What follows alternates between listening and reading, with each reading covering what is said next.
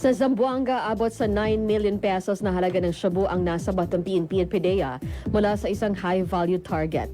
Taga-barangay Baliwasan ng suspect ayon sa PNP na nakuhanan ng 1 million pesos na halaga ng shabu at 8 million pesos na halaga naman ng marijuana. May dating kaso na raw ang suspect na may kinalaman din sa illegal drugs. Sa Bukidnon, inirekomenda ng Valencia City MDRRMO ang pagdeklara ng state of calamity sa bayan dahil sa malawakang epekto ng pagbaha nitong nakaraang araw. Sa datos ng MDRRMO, 4 ang nasawi habang 4 din ang patuloy na pinaghahanap.